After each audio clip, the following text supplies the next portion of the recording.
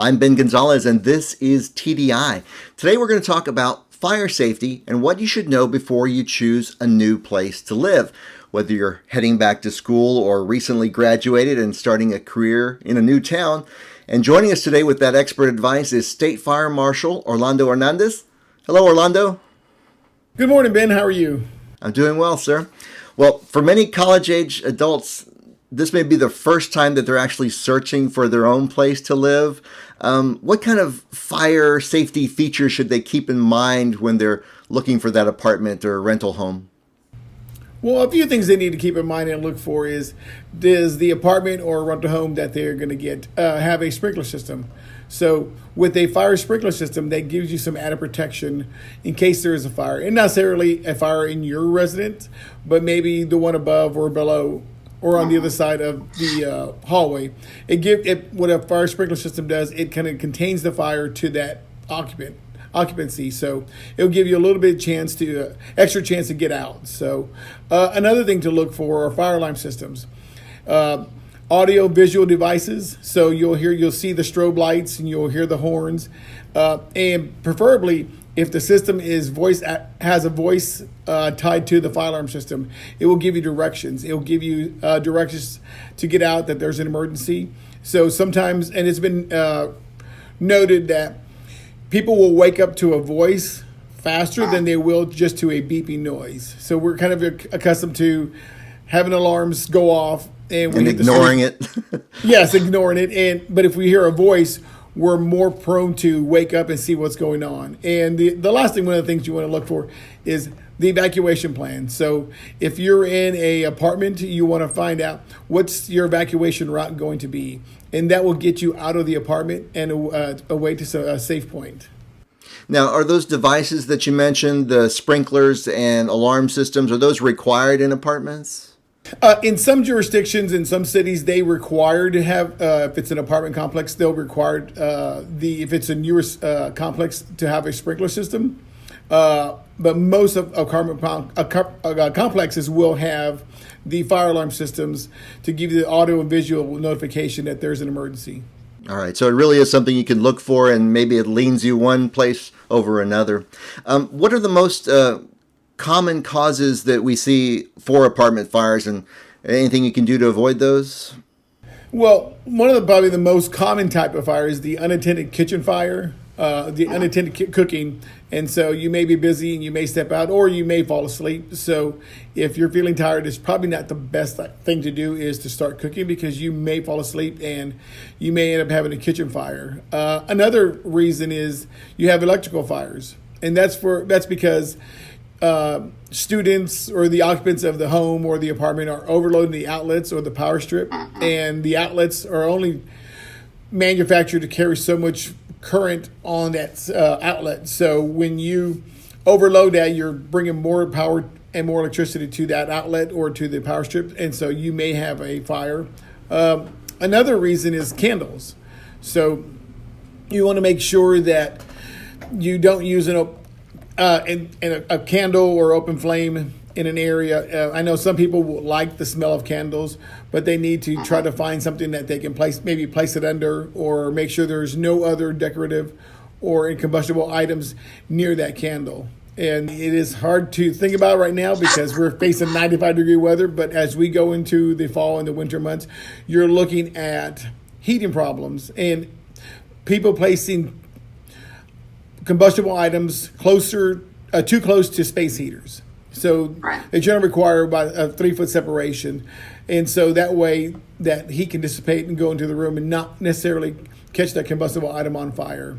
And one other thing you can look at is, when you're looking at an apartment, or even if you're in a rental home, is the dryer vent. A lot of folks do not look at the dryer vents. So they'll have the dryer vents and they've never been cleaned, and they may be just full of lint. So that's a common place for a fire, is in the dryer vent. So actually, I had a daughter who was off to school and their apartments, and we had to go through the dryer vents and make sure it was clean, and it wasn't. So we make sure we cleaned it, and it made me feel a little bit safer. Yeah, she's probably used to having the state fire marshal looking around at where she's living, huh? Yes, it's kind of one of those just hazards, I guess, of being my child, I guess. Definitely. Well, you mentioned candles, and we know that lots of students don't start off in apartments. They may live in the dorms when they first go away from home, and it might be tempting to bring things like cooking appliances or lamps, just stuff to make it more homey. What kind of things should they really leave off that list? Well, I mean, one is, like you said, is candles. I mean, just because anything that has an open flame, because you may have something fall onto the candle, or the candle may tip over, and you may cause that fire to spread. And that's going to be one of the major hazards. If you're living on a university or college campus, they don't allow open flames. They don't allow candles. And so you're looking at, they make new candles where there's just a flicker and it's a little light and it looks just like a normal candle. That's a good alternative. And so that's one of the things that you can do. And so the other thing is you want to make sure that you have is working detectors. And so you may want to, when you get in there, you want to look at to see when that detector, because after 10 years, they need to be replaced. So you may need to bring one from home or buy one to install into your new living quarters, just to make sure that you have that safety and security of that working smoke detector. Now, how do you tell how old a detector is? So if you take that detector off the ceiling or on the wall, if you look in the back of it, it's got a manufacturing date on it. Okay. And so that will, if it's older than 10 years, it needs to be replaced. So if you're living in an apartment complex or you have a landlord, you can request that they replace that. And if you, more than likely they will replace it, but if you have any trouble replacing it, it's for your safety. So you really want to make sure that those safety devices are working in your residence.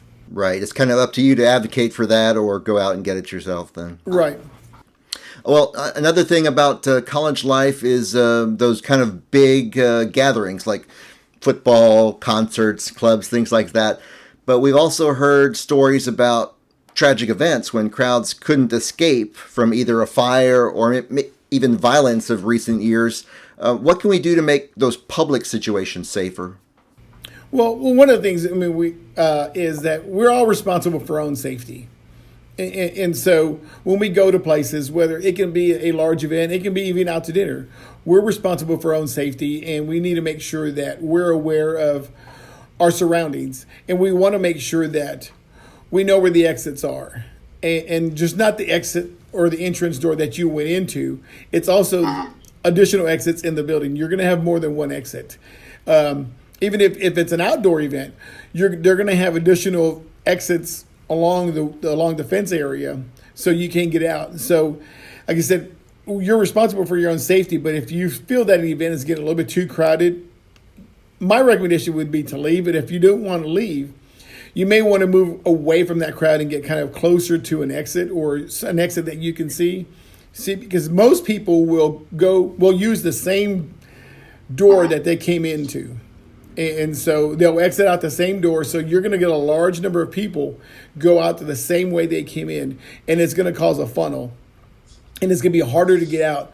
So when you start looking around and you find that alternate exit, it's going to be a lot easier for you to get out. And it's going to be faster than trying to make through that funnel. But you'll notice that if you remember, there was a fire in Rhode Island at a nightclub that everyone was trying to go out that same door they came in, and it caused a wedge. And several people died in that fire, and several people were stacked on top of each other because they just could not get out of there fast enough. So look for an alternate exit, and that will allow you to get out of the building safely or the event safely. And like you said, if you get that kind of that feeling or that something's not quite right, maybe just start moving towards those exits. You don't have to wait till something gets terrible. Right. I mean, that's like I said, it's going to be up to you what you feel comfortable, but it's always just to be on the safe side is probably the best proactive thing you can do is to take care of yourself and the people you're there with. And that goes not just for events, games, but if you go to a restaurant I mean, look around in the restaurant, look around in the stores that you're going to. Is there another exit? Because you'll be able to get out of that if there is an emergency. And if not necessarily a fire, but if there is an active shooter or something, you want to find other ways to get out. You don't want to go out the same way you came in. So that may give you a chance to evacuate safely. That's right. Well, that's great advice for all of us to remember to help stay safe. Thanks so much for doing this today, Orlando. Another thing we want people to remember, especially new renters, is that your landlord is not responsible for your stuff. Renter's insurance is what can help protect those things. The landlord's insurance is only going to cover their building. You need to protect everything that you bring into that building. And if it's an apartment, like the chief said, you probably have neighbors very close by. So even if that fire is not in your unit, smoke or water could still damage your things. So make sure you include renter's insurance in your budget. If you need more information about renter's insurance or any kind of insurance, start by visiting our website. It's tdi.texas.gov, or you can call our helpline at 800-252-3439. So for the State Fire Marshal, Orlando Hernandez, I'm Ben Gonzalez, and this is TDI.